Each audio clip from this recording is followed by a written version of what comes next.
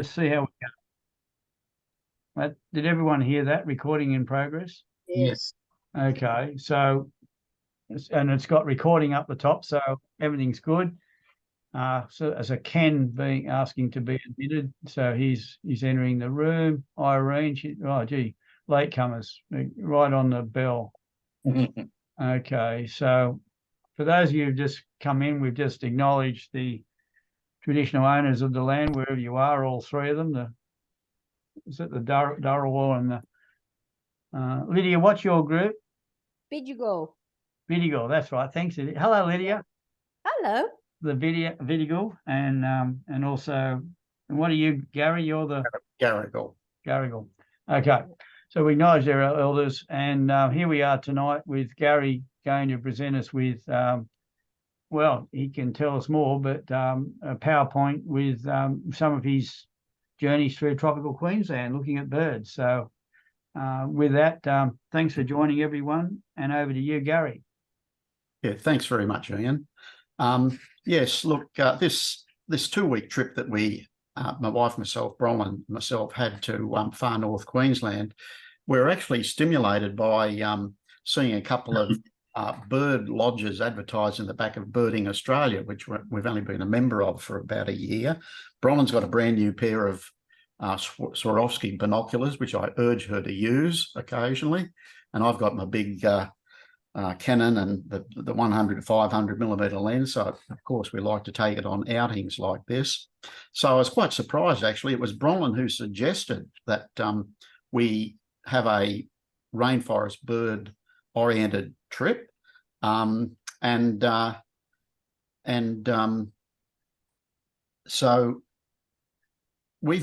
even though we've been about 5 to 6 times, we think, to tropical Queensland, sometimes to as a trip in its own right, such as up to the tip of Cape York, other times as part of round Australia trips in the camper van and other commercial trips to the Savannah Way and all that. So I'll be showing mostly tropical rainforest birds from this trip, but then a few others towards the end from about 4 other trips to Northern Australia, but just a few samples of those, not very many. Okay, so being a zoologist by training back in the dark ages, I thought I would choose some themes of ecological, behavioural and evolutionary insights, just to put a little bit of value adding on birds, so it's just not a ticking off exercise and trying to get the perfect photograph exercise. I tried to use some of my disciplines from many years ago to add some insights, and hope you enjoy the effort. Okay, now this cassowary bird, having been to tropical Queensland 6 times, as we said, we've never seen one in the wild. I acknowledge Dave Darlington, who we know used to be with NPWS and is a distant friend of ours, and he strongly recommended we go to Etty Beach down near Innisfail, and you're sure to find one in the caravan park. And I've seen that mentioned 2 or 3 other times since. And so this is his photograph from Etty Beach. If you're ever going up there, this is the go-to place more than Mission Beach, it seems, to see a cassowary. I'll have something to say about cassowaries later on, though, because they're such an important species in rainforest habitat. Right, whoops. Now we need to, let's try that button there. Oh, there we go. All right, so I'm going to do this largely in chronological order with the lodges that we stayed at. And the first place we stayed at was a place called Yorkeys Knob, which is only about 20 or so kilometres north of Cairns. It still is in the tropical wet forest World Heritage area, but it's mainly urban remnants of rainforest that this lodge is next to. But nevertheless, it did have an interesting range of birds, but you had to go searching for them here. It really surprised me that they didn't even have a water bath. But the bird that was making the most noise in the palms opposite was this one here, which I believe I've worked out to be the silver-crowned friarbird. And this is a northern Queensland version, known as Philemon argenticeps. Argent is the silver part, and ceps presumably is the head. And there's it's a and it's a subspecies, Argenticeps, as well. In Northern Territory, there's a different subspecies called Kempi, you'll hear this sort of statement a lot tonight. There's a lot of isolation between the tropical Queensland coast and where that other subspecies occurred in the savanna. Isolation, geographic and reproductive isolation between these two subspecies areas has probably hastened the diversification of this bird into two separate subspecies. If you want, I would add that a lot of the detail of the science, and particularly the evolutionary relationships of subspecies and species, of closely related species, the go-to book that I found the most useful for getting information was the fairly new CSIRO bird book. The other common bird ID books are very good for identifying, but they don't necessarily have a lot of recent scientific information in them. Okay. Now, will that work? Yes, there we go. Yeah, now I apologise to Dave Noble for that picture. But, you know, the number of times I've tried to see, I've only seen olive-backed sunbird, as the CSIRO book calls it. Other people call it the yellow-breasted sunbird. I've only seen this 3 times. Once was on Friday Island when we went up to the tip, and it was around a bird feeder. The other time was down at Mission Beach in a suburban garden. And this one I managed to get around the local area in a street where there were some rainforest plants nearby, and late afternoon this thing was flitting around. It only stops for about a second on each spot. So yeah, it's not my best photograph, but it's a really interesting and nice species anyway. It has a pendulous nest of like spider web and fibrous plant material,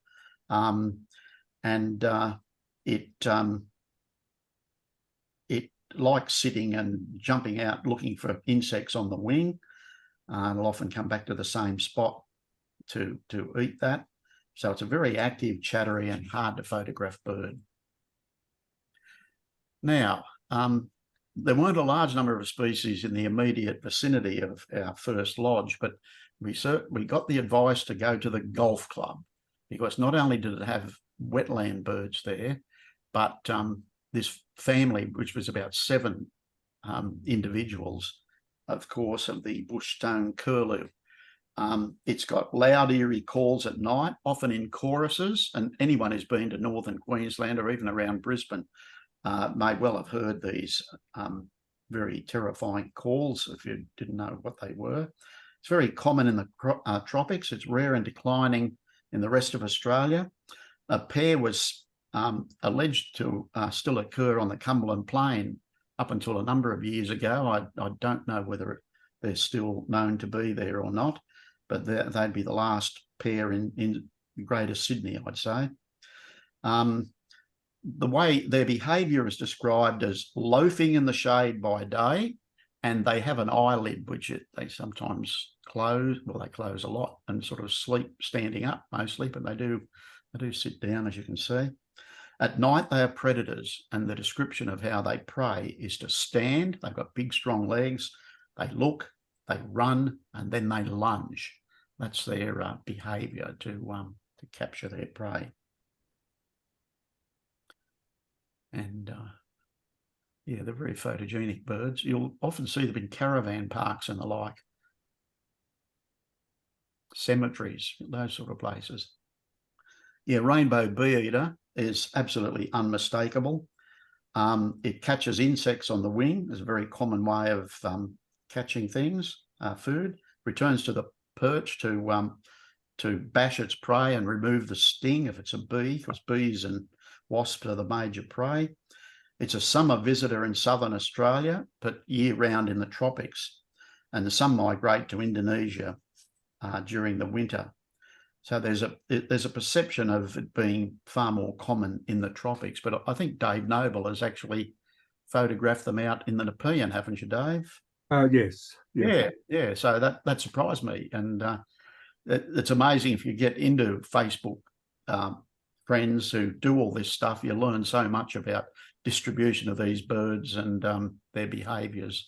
So I find it a very useful social media to participate in with like-minded people. It's always nice to get a couple together. And what song is this about? There's a bird on the wire. Leonard Cohen. Brolin's having a bit of a laugh there. I hope she's muted. Yeah, and these things can also pick insects out of the spaces between barbed wire. One ID guide told me, they're very enterprising. That's the other thing that bird photographers do or try to do. They try to get a bit of a glint in the eye where possible. It's not just the sun. It might be just the general background light gets concentrated in the eye. So it's nice to have that eye spot. Whoops, oh dear. Okay, fig bird. Now, the second last time I saw a fig bird was outside our local coffee shop in Oatley. They like hanging around any tree that has substantial fruits on it, and they'll stay there for ages until most of the fruits ripen and are eaten. There's 3 subspecies of this. There's a tropical, of which this is one, subtropical to temperate, and savanna. And the mature male, which you've got here, has a distinctive dark red eye patch. A lot of people look at this and say it's got red eyes. No, but it's the material around the eyes that is distinctive. But that can't be relied on with the female, which doesn't tend to have that sort of colouring. Okay, yeah, so this one was in a big street tree near Yorkeys Knob. Now, the other reason for going to Yorkeys Knob that made me select the place, besides the fact it was in the Birding Australia book, is that it's close to a very big system of wetlands known as the Katana wetlands. And it's interesting to see who manages this and what it's called. It's marketed as an environmental park. It's managed by Cairns Regional Council. And what you've got, this is one of about half a dozen big to moderate sized pondages that used to be sugarcane. And some of the owners even donated some of this land when sugar prices were real low or something, I think was one of the driving points. And a couple of them were then rehabilitated into wetlands. And they may have originally been wetlands of some sort because, they are depressions, but pretty much you've got a choice of about 6 walking routes that only go from about 800 metres up to 1.5 to 2 kilometres. So it's perfect for less mobile people like myself to get around and finish a circuit. And it wasn't brilliant from a water bird point of view. There are often more interesting birds in the remnant rainforest areas around the edges. And maybe that's because, you don't just, it's too deep on the edges. So birds that sort of like walking around in shallows and ducking their heads and still being able to stand up, it doesn't have that sort of habitat. So old branches that have kingfishers on them and cormorants and that sort of thing, but not brilliant for water birds. There certainly weren't mass numbers of them here. That's one of the more interesting species that occurs here. It's the orange-footed scrub fowl. Now, eggs are laid in a volcanic-shaped mound up to 13 metres diameter and 3 metres high. This is a sort of a dead one where something has been digging, whether it's a scrub fowl or the little ones digging out. I'm not too sure, but this one was about 3 or 4 metres across and only about half a metre high. So it's only a remnant of what it was. What it does is it's a bit like a lyrebird or brush turkey, which is in the same family. It not the lyrebird. It scratches among the leaf litter, much like a lyrebird, looking for insects and invertebrates to jump out. Now, there is the there is a scrub fowl down there's a bush turkey down there, and the orange-footed scrub fowl is in that group. But this is a page from the CSIRO bird book that summarises the probable major interrelationships between all the major bird groups and when they separated from one another here in millions of years.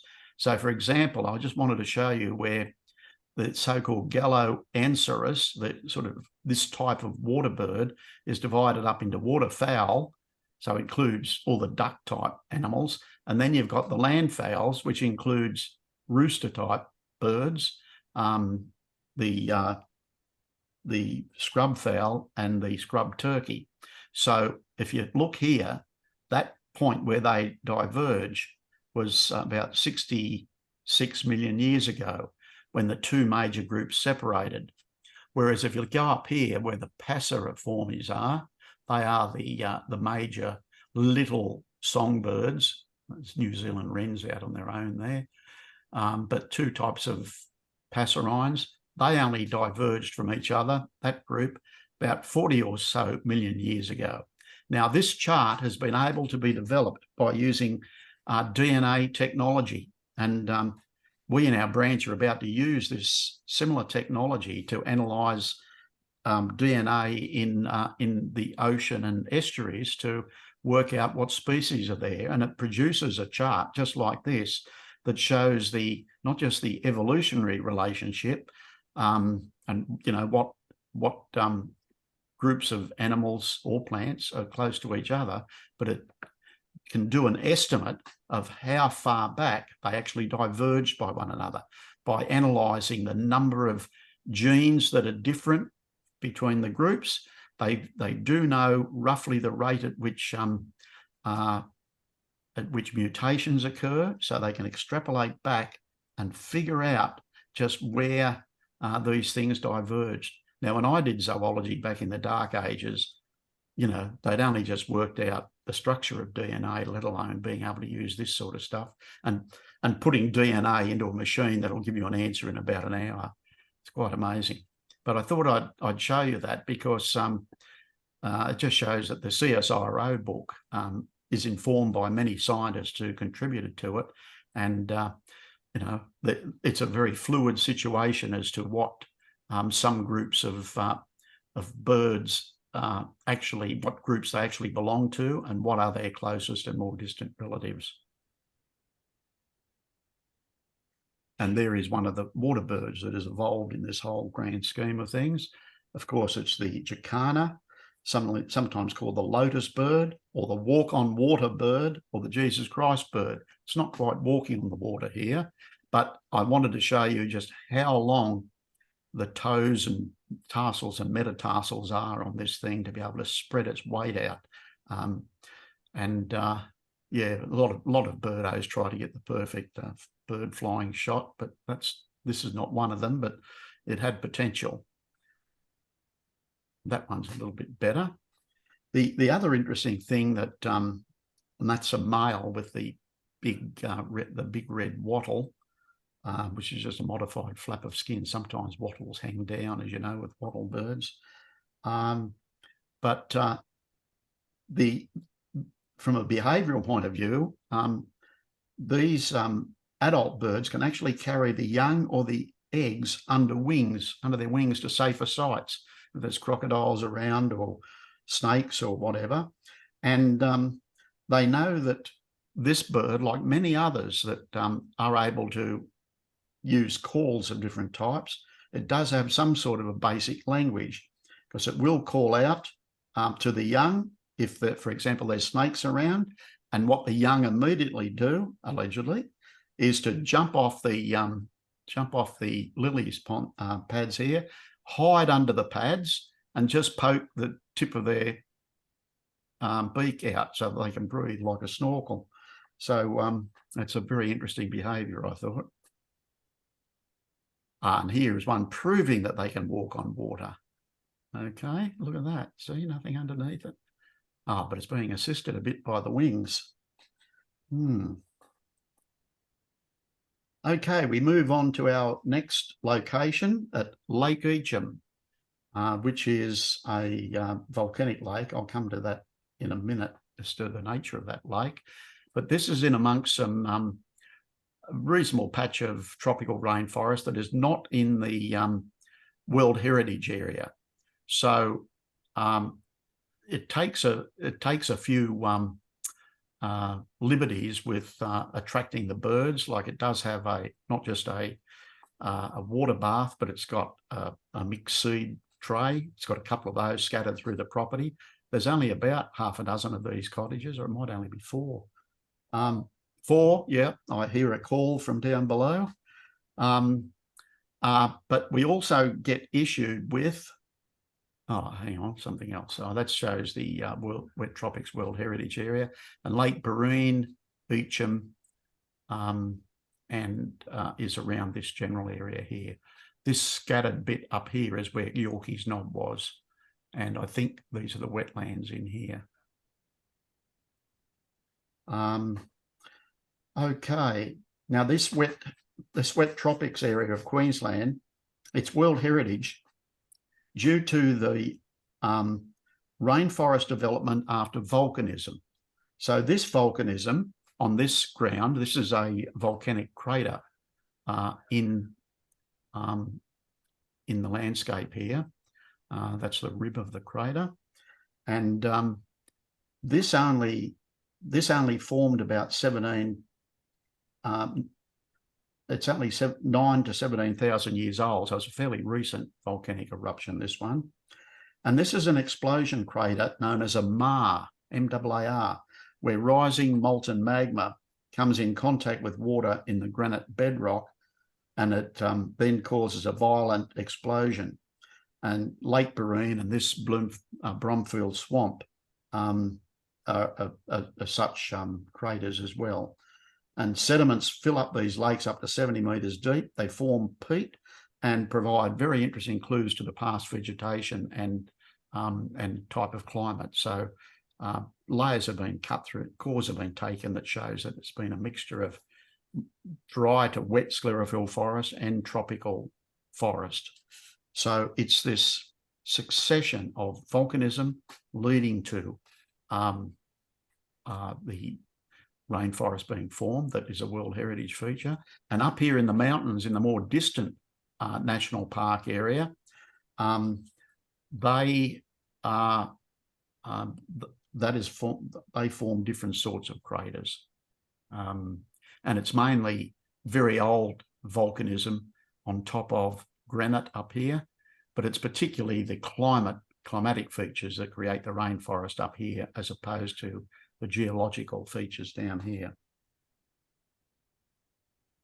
The other thing that these wet tropics contain is living examples of major studies in the evolution of land plants on Earth. And the other thing that this ecosystem has created, or ecosystems, in this region, 370 out of 860 animal species are endemic. That is, only occur in this very limited area, often with a range of no more than 100 kilometres or so in many cases. Oops. Oh, and here we are. Somebody was actually ringing me up on my mobile at the same time as I was getting out a mealworm or two to attract these Victoria's rifle birds. That's either a young male or a female. And it just wouldn't go away. It was just so Pavlovian. Just having that container there with the mealworms in it was enough to trigger a very friendly approach. So one has to be very careful that you don't go overboard on this. We just use the occasional 1 or 2 mealworms tossed around to attract them and to hold them there long enough to take a bit of a photograph. But this water bath in amongst sitting in this log or stump was the main attractor. There was a seed thing over here which they used occasionally, but it's the display that you're going to see a couple of examples of that these rifle birds carry out. They prefer to display on either a lowish sort of stump from a fallen tree, or sometimes they're up much higher doing their display on a horizontal branch. So unless you do have an attractor like this, and the people designed it to be like what it does like in its natural environment anyway, you just won't see these things. So, you know, this particular area is a real hotspot for the Victoria's riflebird, but it gets a little help from the way they manage the area. But we're all extremely careful that we don't make sure they're not dependent on them. It's illegal in national parks, which this is not, to feed any wildlife. So it's taking a bit of a pragmatic liberty to facilitate a slightly better picture. What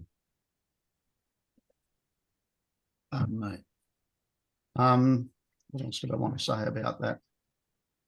Yeah, so this paradise, yeah, a very similar endemic bird is a bird of paradise from the North Queensland.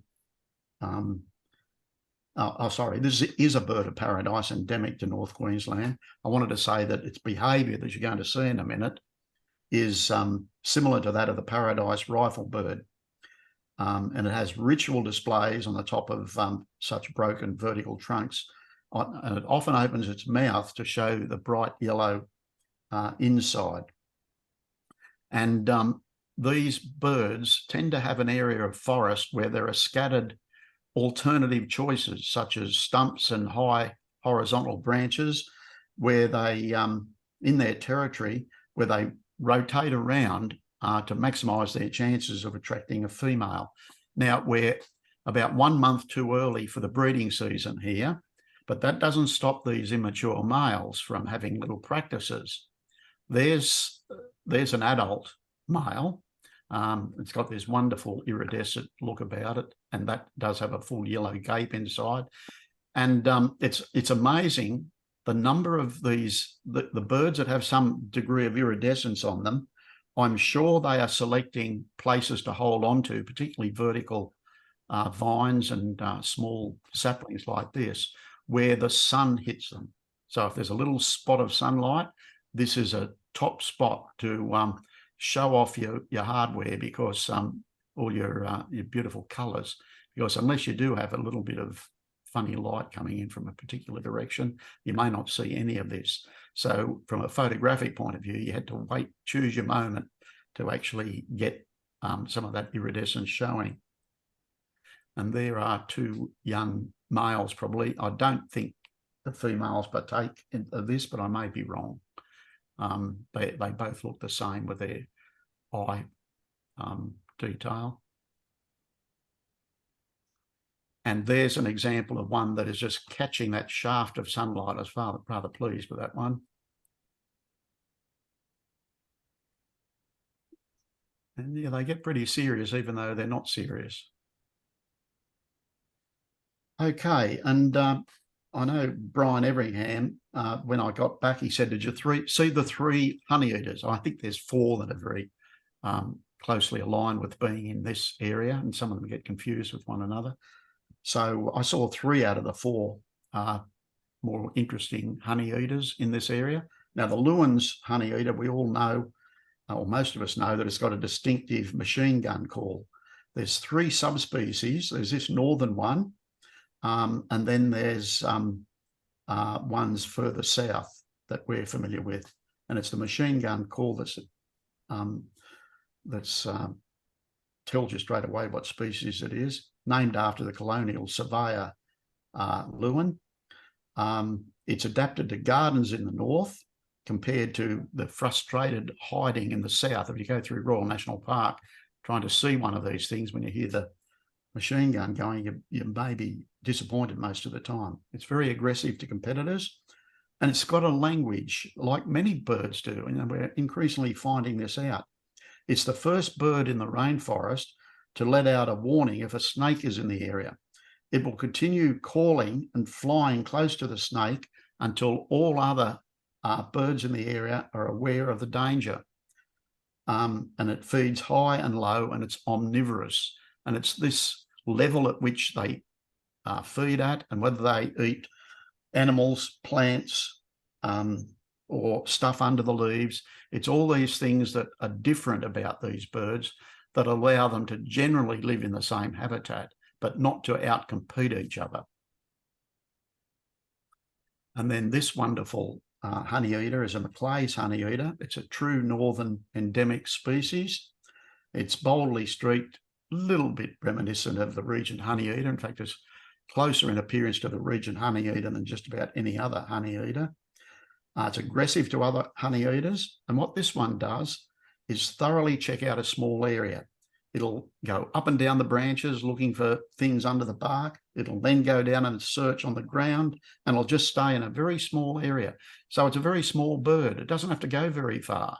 It doesn't need a lot of strength to do that. And then there's a third one, honeyeater. We saw the bridal honeyeater. And for people who are birdos, the most distinctive thing about this honeyeater compared to all the others, it's got a bicoloured beak, yellow, black. So that almost tells you straight away. And this white patch around the eye, these are known as field markings or field spots that birdos learn to pick. And if you just see it flitting through the bush and you just notice it's got a flash of yellow there, and it's got a curved beak, bird watchers use the term jizz. The jizz of this bird, if you see those couple of things, will tell you that it's different to the Lewin honeyeater and to the Maclay's honeyeater. And this one is omnivorous. It eats nectar, insects, and fruit. And this is the eastern whipbird that we've got down south, but it's of a different race, the race lateralis from northeast Queensland. It's well isolated geographically from its more southern species known as olivaceous. It does what is known as an antiphonal duet between members of a pair. And do you recall hearing this in your patch of rainforest here or up north?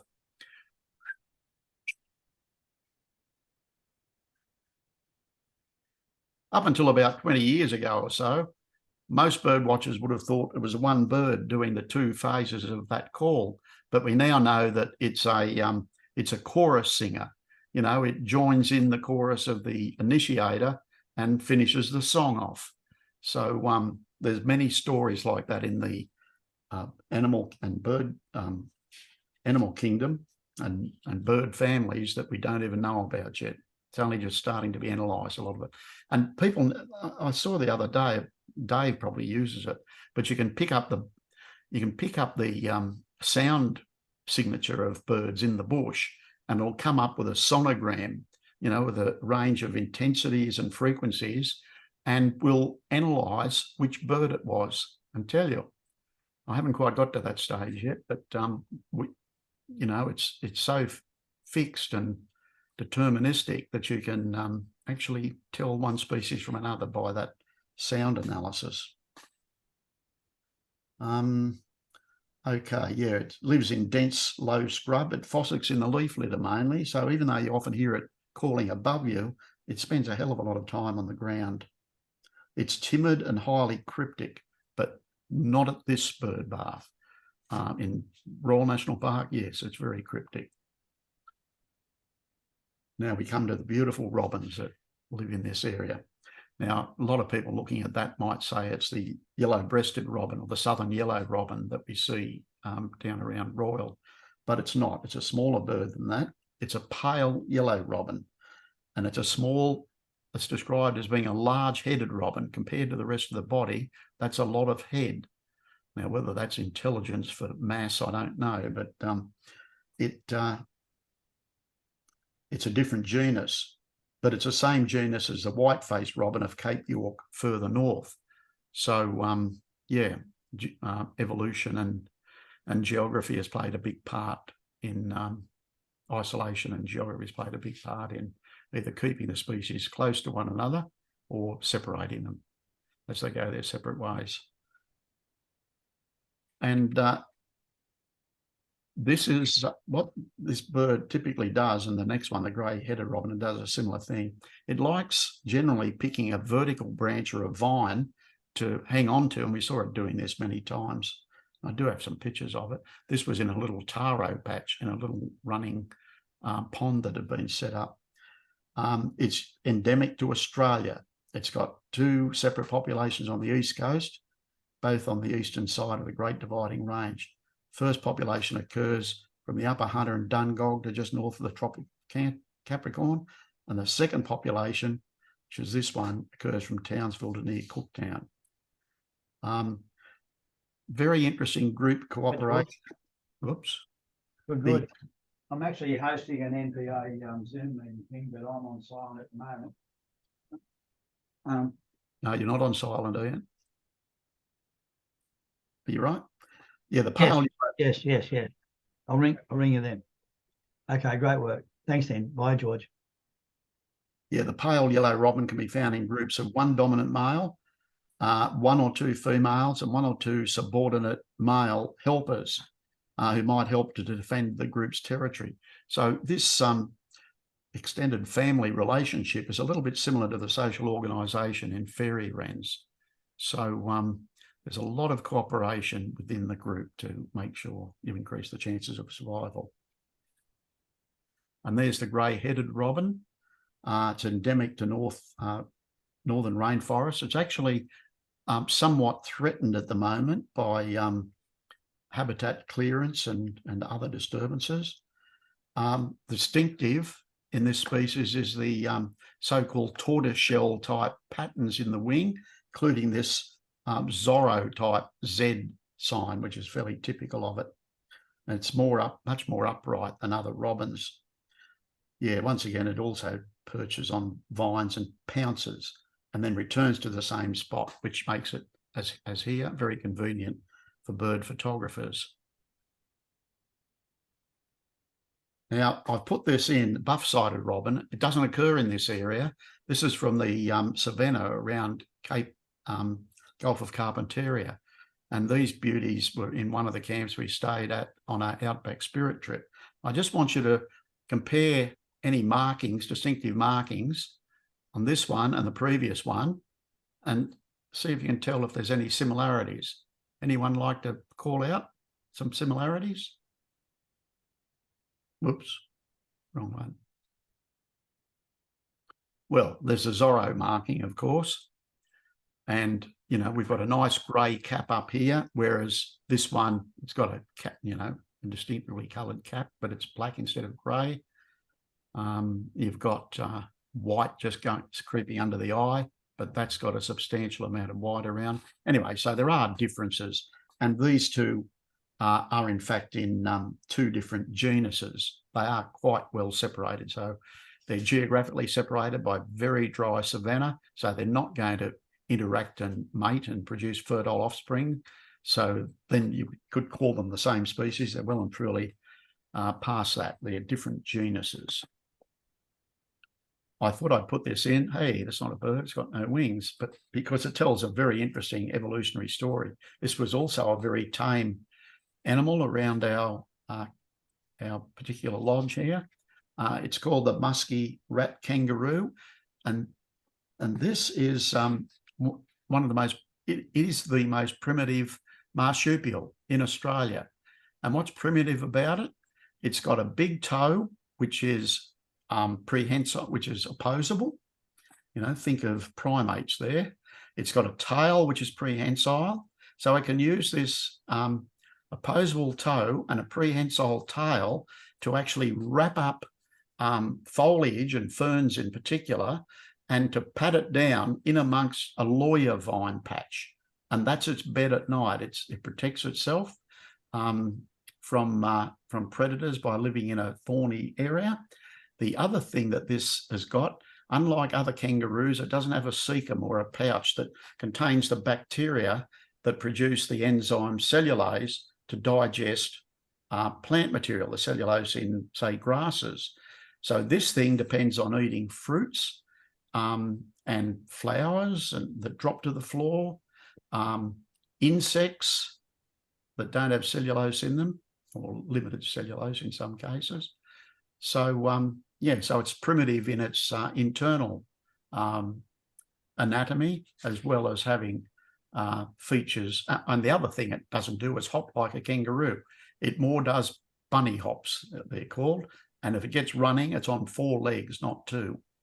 So there's one of the most, and there's another example of a well-represented species in this forest, which was one of the reasons for World Heritage status. There are interesting animals, mammals, as well as birds and plants.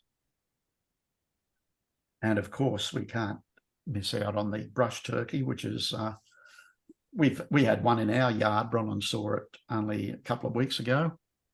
We'd recently had a whole pile of mulch put over everything, and give it half a chance and it'll pick up all that mulch and make a mound if it's in breeding season. The mound is about 2/3 the size of the half-sized scrub fowl that you saw before, but still is at a mound. And what it does, it's also mostly got leaves in the mound, whereas the the scrub fowl has a mixture of soil and leaves.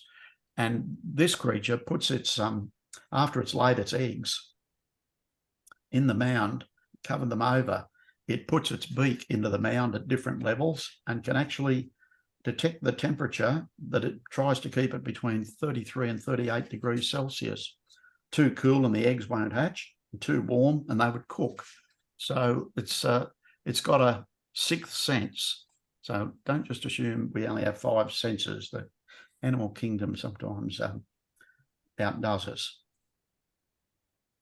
And yeah, I've mentioned already how it was separated from ducks, etc., way back 66 million years ago. And that's the mantle. In this area, it's bright yellow, but in other places it can be red. Now, I've been hearing this bird quite a bit, and just like in Royal National Park, hard to see. It's in the spotted catbird. It's in the bowerbird family, but it doesn't build a bower. It's also in the same family as riflebirds.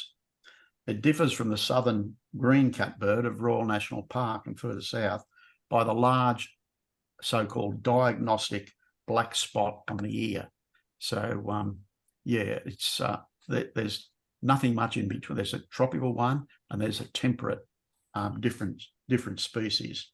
The song is like a yowling cat, whatever that is, you know, according to one book. It's more meowing or like a baby cry, and it's got a high-pitched tick, tick, tick as a contact call. Its distribution extends to New Guinea, which for all effective purposes was part of Australia quite a number of years. Forages mainly for fruit at all layers, and it also attacks bird nestlings and eggs. The Pacific emerald dove, it's mainly a ground dweller, roosts in trees. And on that CSIRO evolutionary chart I showed you, it actually shows that this species or this group of birds is very closely related to the African sand grouse, which has 2 parents at either side, and there might be 4 or 5 young in between, and they just go along in a single line pattern to protect them from predators, and have much the same niche as this one, you know, pecking on the ground for seeds and the like, especially. It extends down the east coast, but it's got a different subspecies in the Northern Territory. Now, when you watch this in the forest, it's got a strong, fast and low weaving through the vegetation. And I wondered whether it just flies that fast through multiple twigs hanging up. I wondered whether it had any binocular vision. So I started searching the literature a little bit on this. And birds, we have an overlap of about 80 or 90% of our 2 fields of view from 2 eyes, and other primates have it to a lesser extent. But the orangutan has a fantastic binocular vision, because it can be swinging through the trees, and then it can lean over with its right arm or left arm to something well over on the edge of its field of view, and it'll still be binocular vision with three-dimensional possible, so it can judge where it's going to take its next leap to without falling down. Whereas this only has about 30% of its field of view that overlaps, and it doesn't have 3D on the side. So even though it weaves through the bush, it weaves in, straight, then left, then right, but 5 or 10 degree differences, not big turns, because otherwise it'd do some crashing, because it doesn't have that fully perfect field of view, but it's good enough to really go flat out in low undergrowth. So while we're in this lodge, this same lodge where all those birds were, we visited a very well-known wetland known as Hasty Swamp, and it's a natural upper part of a river which has formed a big pondage. It's got very varying depths of water, and while there is farming around the area, there's this big section that has been cut off as a national park. It had a bird hide, so it allowed us to get pretty close to the water birds. And water birds, there were aplenty. These are magpie geese being startled, not by us. And there's other water birds that I'll come to in a minute in the background. Now, the magpie geese are unmistakably tall, lanky. They have a cranial knob up here. They have a hooked beak to be able to pull weeds and bulbs out of the bottom of shallow waterways. And its distribution has been greatly reduced, with a much lower density in northeast New South Wales than it used to have.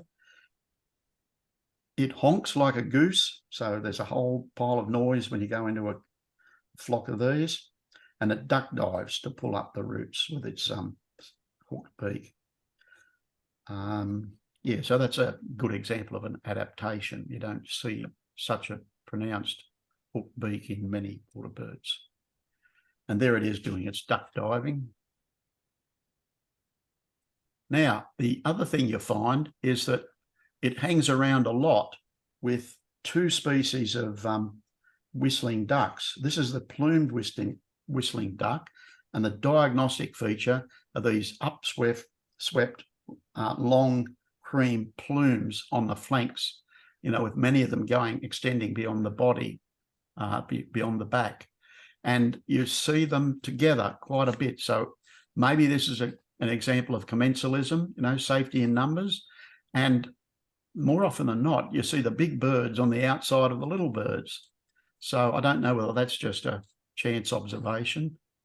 But anyway, this plume whistling duck is gregarious in large flocks. It swims reluctantly and rarely dives. It's a bit of a wuss, actually, even though it hangs out in the shallows with magpie geese. It grazes mostly at night on the grassy margin or on short grass terrestrial plants. But the other species you'll see in the area looks a little bit like it, is the wandering whistling duck. And this has these plumes that are more horizontal. They're not so much sticking up beyond the back. And you can see them going sideways here. Okay, so the wandering whistling duck is the same genus as the plume whistling duck, so it's very similar, smaller and shorter, feeds mostly on aquatic vegetation and seeds. It clearly swims and dives. So here is, two species that are very closely related. They seem to live in the same habitat, but when they're feeding, they're separated out into different modes of feeding and different locations. So I learned back in the dark ages when I did zoology 1 and 2 and ecology that no two species can occupy the same niche. Now, niche is not habitat. Niche is habitat, the food that it eats, the social groups that it lives in, all that, the whole lifestyle thing. Because if both of these species happen to occupy exactly the same niche, one would outcompete the other. But evolution has selected for differences, not just in structure, but in behaviour and in the niche that they occupy, to avoid that competition, to enable two species to survive instead of one to die out and become extinct. So we're looking at expansion of species, not contraction of them. And their behaviour often is a way of helping to ensure that. And then I almost had a heart attack when I saw this. It says that the red-backed fairy wren in some of the books is fairly common, you know, particularly in the north. It does extend a little bit further south. Habitat is tropical and subtropical grassy habitats, but it doesn't live right in the middle of tropical rainforest. It was on the edge of a wetland. And this is one of the 9 fairy wrens in Australia, the red-backed fairy wren, this one. They're all the same genus, even though they're widely separated across Australia. They're all the genus Malurus, because they adopt this niche where they hang around in cooperative family groups. They're mostly eating on seeds of grass type and sedges, that sort of thing. So there's been no reason for them to diverge. They happen to live on the grasslands in which they occur, and if there's some geographical separation between them, that might hasten the creation of, as we've said, 9 different species of the one genus. But there isn't enough selective pressure to actually have made them so different as to make them different genuses, like some of the other birds we've seen tonight, closely related birds. Okay, so another little excursion from our rainforest cottage was to Mount Hippipalmi. I've written this here, Hippipalmi. Think of a palmy, Hippipalmi National Park, and it's got a absolutely magnificent volcanic crater, which is 130 metres down from the top to the surface of the water, and then it's another 70 metres deep. So it's quite an amazing geographical feature. And this type of feature is known as a diatreme, since unlike the crater that you saw with that crater in the field, this one has not magma that causes it, causes the breaking up, the fracturing. It's expanding gas has blasted through the fractures in crustal granite, leading to a collapse. And so this was about 400 or 500 metres across, yeah, something like that. And David, I took that one for you. There was, for about 3 hours, because I know from the previous people who were there, this peregrine falcon just looking over this domain. It was looking for any birds that dared fly over that crater, and it was ready to swoop on them. It did disappear after about 4 hours of of lack of success in spotting some prey, as I presume it was doing. It might have just been resting and roosting. But anyway, it was lovely to see it. It's about the only bird we saw. They're nesting there, Gary. What's that? I say they're nesting in that crater. Oh, are they? Yes. Is that you, Dave, is it? Ken. Oh, Ken. Good on you, Ken. Oh, you've been up there recently, have you? Yeah, I know a guy that photographed them there. Yeah, good luck. Okay, thank you for that. All right, well, there you go. It's got its own territory in a very unusual place. Okay, let's move on to a different lodge. We're now heading up, we're now in the Daintree catchment at Daintree Heritage Lodge. Now, I was absolutely surprised that this place, fantastic little cabins and whatever, and lovely cafe with a tributary of the Daintree going past it. I'm surprised they didn't have a water bath, but maybe there's so much fresh water in this tributary that wouldn't have achieved its purpose. But I took a photograph of this crow. No, it's not a crow, I've worked out. It's a black butcherbird. I've never seen a black butcherbird before. And one of its distinguishing features is this bicoloured beak, light coloured there, then black. And, you know, glossy nature, red eye, whatever. So it's the largest butcherbird. It's got a rich, mellow yodeling sound that we didn't hear, and it's certainly restricted to Northern Australia. So one of the more unusual members of that family. And Okay, we then moved down to Port Douglas, but which was about another, I don't know, 80 or 90 kilometres south. And the reason we went down there was we would have had to cross over the Daintree River again, costing about $60 or something, because we ended up being in a lodge that was on the wrong side from where the cruisers went from. So we ended up doing a slightly longer trip later from Port Douglas to catch this fellow. And this guy advertises in the Birding Australia magazine. And the thing that attracted us to it was that there's only 8 to 10 people are possible in it. And it has a very quiet electric motor. I think that might be a spare petrol one there. But the electric motor, we're able to snuggle in to the bankside where the birds or underneath branches at about 0.000 kilometres per hour with hardly any sound. And you will see the result of that in a second. So it was absolutely a wonderful choice. And right on the edges where the port, where the wharf was, where there is clearance, there are different species such as this, the metallic starling. I thought at first it was a sprengled drongo, but Brian assured me that the tail wasn't forked enough. And it does have on its ventral, on its front side, iridescent green, but it's mostly a purple sheen. It's got a red eye. Clearly see a red eye in that one there. It produces numerous basketball-sized fibrous nests with flocks of hundreds to thousands. It's a migrant from New Guinea in August to September. So we were there just in, it must have just arrived, but there were several birds that hadn't quite arrived because we weren't into spring yet. It's mainly a fruit eater, this one, but a lovely looking bird. This one in sedges near where some land was cleared. This is the chestnut-breasted manakin. It's a plump, small to medium-sized finch, and it hangs out in grasslands, sedges and rushes and cane fields. Oh, that's not a bird. But this was pointed out to be a very interesting croc because these little multiple pair of canine teeth, of which there are many, instead of sticking out the side of its mouth, or its jaws, was actually pushing up through the flesh.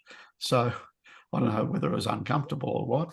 But after all, birds are just reptiles with feathers and wings. So, these fellas came first. And you've heard of Archaeopteryx, the bird that we think can fly with feathers that look like a reptile with wings. But they've recently found a reptile with feathers that they've worked out couldn't enable them to fly. So perhaps the feathers were just to give it a quick, spurt of energy if it needed to get away from a predator or to attack a prey or whatever, or jump up into a slightly, a branch off the ground to get away from something. So, these and birds share a very strong common ancestry. And then you couldn't go up to Northern Australia without seeing a black-necked stork or a jabiru. It's no longer called a jabiru. The name is actually South American jabiru. A lot of people think it's Aboriginal, and it means swollen neck. It's mainly a freshwater species, and we're right on the Daintree River here, by the way. And after breeding, it flocks up to 40 or so birds. Yeah, beautiful bird. And notice that it also has an iridescent neck that is more greeny blue rather than black. So nevertheless, the black neck stork seems to be the accepted name.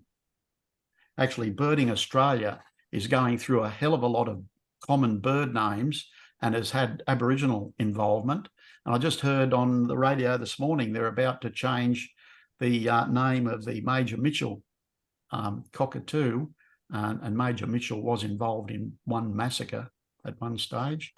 They're going to change that back to what it was in the 20s or so, which is the pink cockatoo. So these common names do get swapped around, and I think you can expect to see a few more happening through the intercession of the Birding Australia group. Now, very slowly, somebody happened to see this because it was so well camouflaged from 30 or 40 metres out, and we managed to chug in very quietly. And as you can see, it's a great-billed heron. It's a large and secretive bird. It's got a massive bill. It's got a scary bellowing bull sound. And you'll mainly find it in tall mangroves lining the coastline and tidal rivers and permanent waterholes. So this was just beyond the tidal area, but it wasn't too far before you started to get salt influence in this part of the Daintree River. And I love the next comment that was in one of the bird guides that I looked at. It's most often seen by observers in small boats, and that's exactly what we had. And we were, you can imagine, only about 3 metres out, and we were there for about 20 minutes watching this thing. It hardly moved. It smiled for us. It's not perfectly in focus, that, I'll admit, Ken. Sorry. I thought it was, but anyway. And this is one of those birds that is getting a bit rarer, it's thought. Or is it that it's so cryptic that people just don't see it? But there are some concerns that it certainly wouldn't have the population it had 20 or 30 years ago, it would appear. Okay. Now, you're supposed to find these in amongst paperbark swamps. It's a shining flycatcher. It's a striking example of what is known as dimorphism between the sexes. The female is this brown and white and blue, whereas the male is a pure blue-black and loves paperbark swamps, but in this case, it was hiding in amongst a little group of taro plants. And one of those flew over, a Brahminy kite, which is very nice. Thought I'd show you a better one that I took up at Arnhem Land on a cruise in the Arafura swamp area. Yeah, still on the cruise. Low down, only about 4 foot up, 4 to 5 feet. A pair of tawny frogmouths. And this one has the tawny frogmouth, even though it's not exclusively a northern species.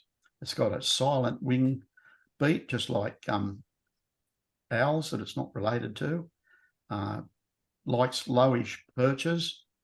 It's the same genus as this one, which I was very lucky to get. This is the Papuan frogmouth. This was taken in not rainforest, but more coastal sort of thickets on the trip up to the tip of Cape York with Outback Spirit. And it's a migrant in summer from Papua New Guinea, and it's said to be pretty common in the north of its range. But yeah, wonderful to get a shot like that. Okay, so we're still on the boat, and Bronwyn, do you remember the name of this tree, this shrub that was right along the... You don't remember? Anyway, this is the little egret. I always wait for someone else to tell me whether it's a little egret or an intermediate or a cattle egret. But the black legs here and the yellow marking in between there, and even some of its feathers, tell you that this is the little egret. And there were lots of them in the Daintree area. But I particularly liked getting a snap of that one, because after a while, most egret shots start to look the same. And this trip that we're on went from 4 o'clock to 6 o'clock in the afternoon. And as we're getting closer to 5:30 or so, it was getting a bit darker. So I had to push this camera quite a bit. I was on about 10,000 ISO, Ken and other photographers there. But nevertheless, managed to get a couple of passable shots. And what was happening is that flock after flock of these little egrets were making their way from the upper Daintree River, where they'd been snuggling into their hunting spots and whatever, and they're heading to their nighttime roosting spot further towards the coast on an island. where they're protected against predators and that sort of thing. So it was like wave after wave of birds, and looking up, you know, just magnificent. I didn't think I could be turned on by an egret, but there we go. And that's not necessarily an egret, but on the Arnhem Land trip, you know, it's not just mammals and snakes that are in the mythology of Aboriginal people. I think this is probably meant to be a black-necked stork. I'm not too sure. But yeah, it's Aboriginal people in the local area have stories about every animal that's there, if it hasn't been lost. And just the last bit of light, there's yet another group of little egrets on its way down. And, you know, that, and besides following multiple crocodiles and seeing the primitive nature of the place we were in, there was a genuine feeling of awe as the last light just barely allowed you to take a photograph, with dozens of these mega flocks of little egrets just flying over. And, you know, so it's sort of places like this in wilderness, like the Daintree, where there are things happening that used to happen tens of thousands of years ago. They're still happening. And so seeing that sort of thing gives you a little bit of an extra kick along to, you know, work harder to keep these places intact. Because as Birds Australia has estimated, I think that 1/3 of birds in Australia are threatened to some extent. And there they are again. Yeah, just watch, you know. I mean, I took a few photos, but just to stop photographing, stop talking, and just look at it and enjoy it. It was absolutely fabulous. And just to finish off, I've got a few quick pics of other interesting northern birds that we've seen on some of the other trips we've been on. Great bowerbird. Somewhere amongst my pictures, I've got that bowerbird with a whole pile of white things, you know, shells and stones and whatever. But my system is not perfect enough to have found it for tonight. I think that's the azure kingfisher, hope. When we booked into the Daintree River boatman, he actually got back to us and said, is there any particular species that you'd like to try to find? And Brian had given me a challenge. Brian Everingham, our president of National Park, of our branch of National Parks Association, he said, what about trying to get the little kingfisher, Gary? So I asked this river boatman, and he said, sorry, you're a month too early. It's a migrant from New Guinea and you're not going to see it. But we did see a few other migrants, which was good. And this occurs all over Australia, the azure kingfisher, but not this particular photograph. I looked at my bird books and I couldn't see any azure kingfisher that seemed to have a brown back. I have the feeling it's a juvenile, but it's this pink at the front and pink legs. Sometimes, did I say pink? Orangey colour. And sometimes it's got an orangey appearance to that hair there. Sorry, feathers there. And that's on the Savannah Way, out on Gulf of Carpentaria, next to a little billabong, crimson finch. And this was a trip to Arnhem Land, one of the boat trips we went on. This was taken from quite a distance away, so I'm pretty pleased with this. This is the chestnut rail, which is increasingly rarish. It's not seen very often. It's mainly a Northern Territory bird, but it pokes into Queensland at the Gulf. It's more abundant at ebb tide and lives in dense undergrowth of mangroves. So it was wandering in and out, pecking at crabs and that sort of thing. And when I showed the picture to the guy who was the captain of the boat in our lodge in Arnhem Land, he says, oh God, he said, I haven't been able to get a picture of that. That's great. So I sent him a copy of this one. So that's one of the highlight birds, I'd say, from various trips to Northern Australia. You see the Rajah shell duck fairly frequently, and the double-barred finch hanging around on grass seed. There were sprinklers nearby, so that was a double bonus. And of course, you can't go past the brolgas, which we didn't see on this trip. The brolgas do get it to apparently get into that crater that you saw in the agricultural field. That's one of their main stamping grounds. And it's the dance that's significant with these birds. A pair of birds picks up grass, they toss it into the air, they catch it again. And this is followed by the bird repeatedly, and we've seen this happening on one of our trips, leaping into the air with wings outstretched, followed by stretching their necks upwards. They then bow to one another, bobbing their heads and walking about and calling, blah, blah, blah. And so it goes on, and it's quite spectacular to watch. We went out on a short trip out of Charleville to a property, and they had dozens of them there doing their dances, which was quite an experience. And if you ever go up north, don't dismiss Cairns, because the Esplanade is a great spot if you're there during the migratory bird time.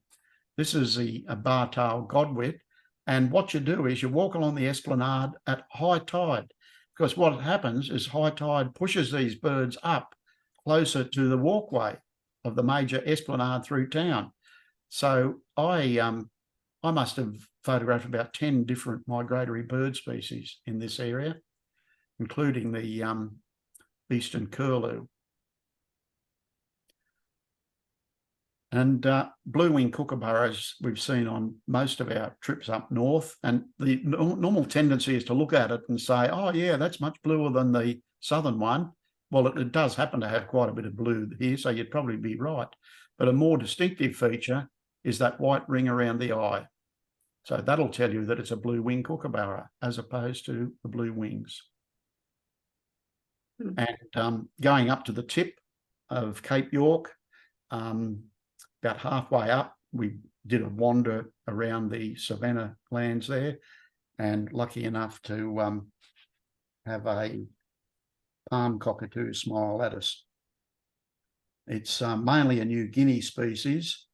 The male in its territorial display, and I think this is what it might have attracted us to, allowed us to see it in the distance. It bangs a stick on hollow trees as a tool as part of its, declaring its territory or attracting females. I'm not too sure why it does it, but here is a bird tool user, and there are quite a few of those around, including Darwin's finches that uses a spine to winkle out stuff out of holes. Oh, and then I thought everything was lost until this cassowary wandered into the display area. Oh no, I'm just joking. But look at the size of those claws. You can imagine people being, if you see one of these in the bush, I read, you have to hold something out in front of you to create a bit of distance with it and walk backwards slowly.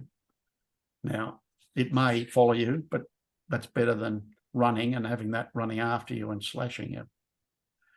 And what do they eat? They eat fruit on the ground, sometimes produced from cauliflowery flowers on tree trunks, such as this yellow mahogany, which bats pollinate actually, and cassowary eat the seed. And there's a seed that has fallen down and likely to go through a cassowary's gut if they're around. And what else are they doing to conserve cassowaries in the area? They put all these signs around saying cassowaries crossed here recently, and they've got Friends of Cassowary Crossing Reserve. There's a crossing reserve here, and they try to maximise the safety in this corridor between these two lots of habitats. For example, there's nothing that they don't do to try to protect the cassowary. In fact, the cassowary, I was reading today, their conservation status has actually improved. There's so many people doing so many things to try to conserve the cassowaries, they think that they're doing not too bad at the moment. But, they're easily potentially a victim to roads, to cars and dogs especially. And that's what they put up all around the Daintree. And the more they stick, I mean, may never cross at that spot again, but the fact they put the signs up gets people to think about slowing down. Although a fair bit of research on koala crossings and deaths actually shows that signs to slow down don't work all that well. You often need other crossing, underpasses and all that sort of thing to make them work. But anyway, it's still worth trying. And yep, way back 8 million years ago, there was a cassowary-like bird, a bit more like a moa of New Zealand, taller than the elephant bird of Madagascar, sometimes known as a demon duck of doom, known as a thunderbird. And just like many other megafauna, it died out, it's estimated, between 30 and 40,000 years ago,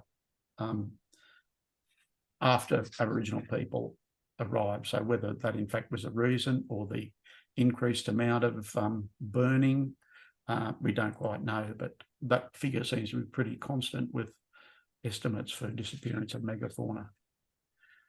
And a couple of years ago, we took a specialised 3-night trip to try to find Gouldian finches in the Adelaide River south of Darwin. And the most I saw was a grey flash, which I was told was a Gouldian finch. So I thought it's much easier to take them in a cage at the Mareeba wetlands, or at least they're breeding them to release into the Atherton tablelands, which used to be part of their habitat. And yeah, all you need, if you don't have your water bath and you don't have your seeds to attract your birds, all you need is a forest bush seat, and just let the birds come to you. And if Ian can show just one little clip of the Victoria rifle bird, we can come back if people are still with us. And if you have any questions, we'll do that after we see this quick clip of a bird doing its courtship dance, where I was a month too early to get this sort of picture. So Thanks for that, Gary. We'll probably need you to exit the screen sharing if you can. Okay, exit. I can go new share. Oh, stop share. Try that. Yep. That's fantastic. Right. I'll just come in there, and It only goes for a minute, this little clip, but I think it's worth showing. right, I'll just do a bit of fidgeting here. David Attenborough, by the way, said that this part of Queensland is one of the most interesting ecosystems he's visited in the world. That's what he classifies it as. Now, you guys are seeing that? Maximise, there we are. Yep. Okay, so this is from where it begins. I think the noise is largely there. I'll just put a bit more volume into it. So I don't know whether that'll help everyone. Yeah, that's it. Put as much volume in as you can. I think I'll go deaf if I go any closer. We'll give it one go anyway, see how it goes. Yeah. Here we go. Righto.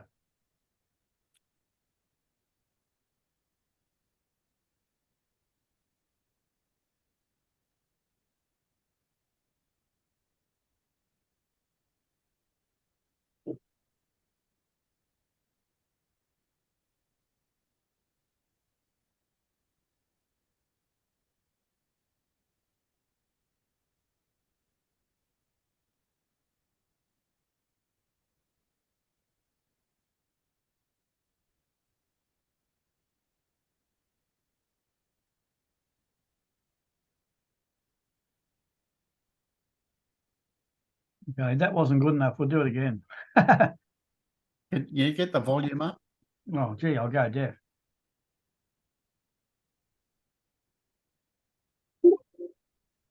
Oh. We'll just maximize that. We'll try it again. Starts about there.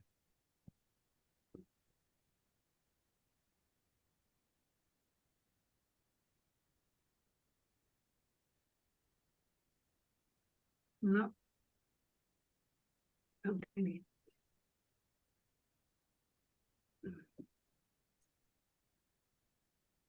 No.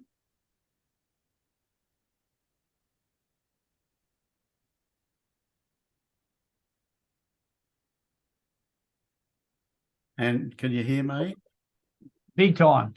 Yeah, so the Victoria's rifle bird is allegedly named after the fact that the colour of the bird was similar to the colour of the uniforms of Queen Victoria's regiment. Something like that. Okay. Well, So, can you bring the faces back, please, Ian, and we'll see if anybody wants to ask any questions. see if I can unshare the thing. Hang on. The Great Plains Yeah, of sure. America. Well,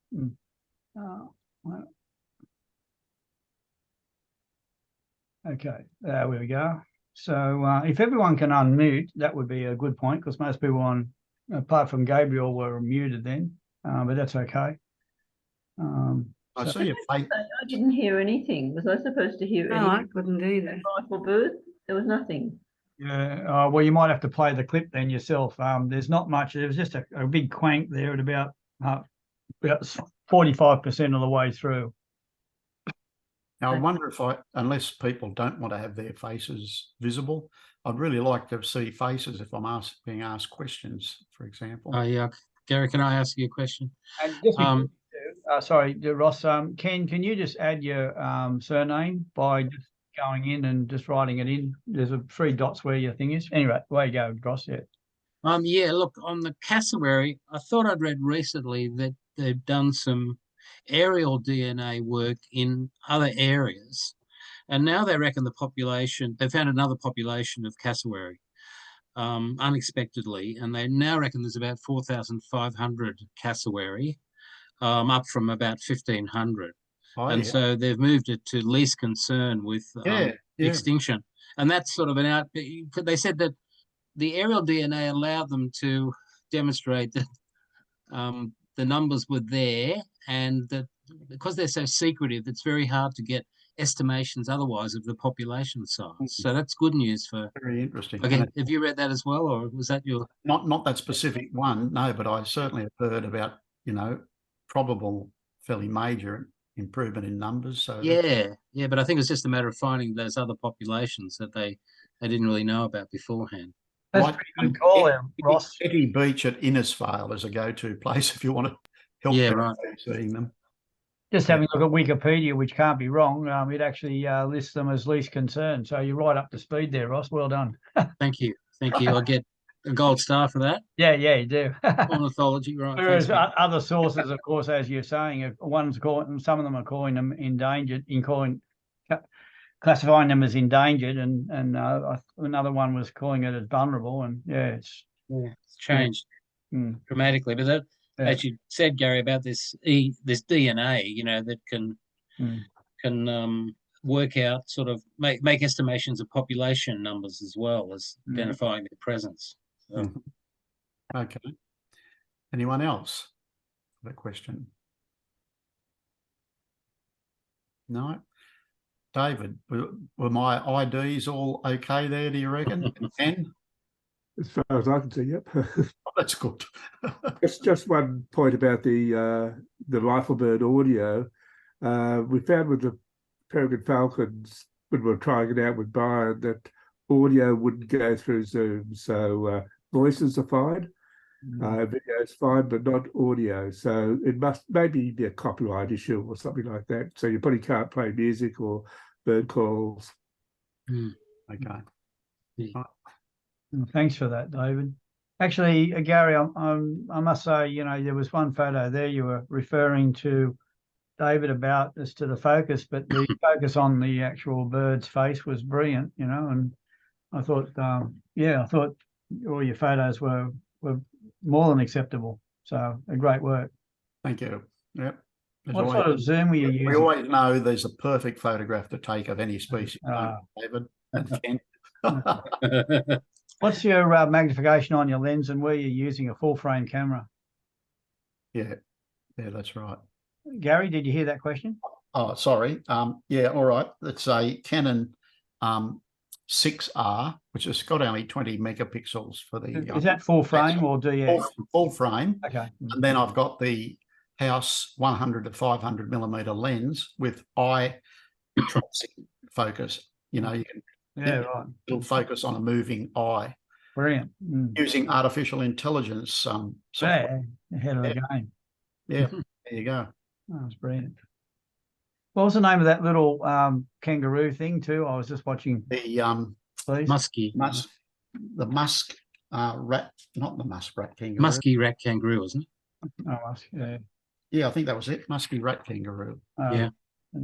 I also think your presentation's brilliant. I think we could all do with a little booklet with each and every one, picture of everyone and what they were. And Now talking about booklets, there will be a book. Bronwyn's about 3/4 finished it, yeah. and I've written the text for all the bird pictures. Right. So yeah, I will alert you when there is a link to allow you to freely look at the whole book if you want to. Yeah, yeah. You're that keen? Yeah.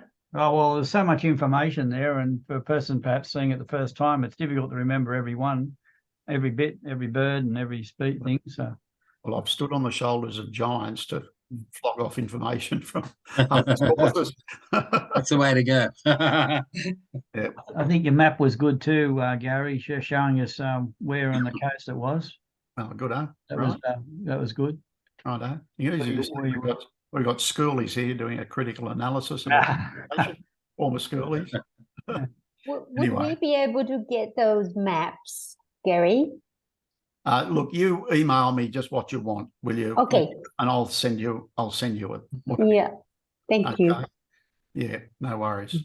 I think the presentation itself is too big to send, and I can't do Dropbox, whatever. But yeah, give us a reminder by an email, and I'll send it to you, Lydia. No worries.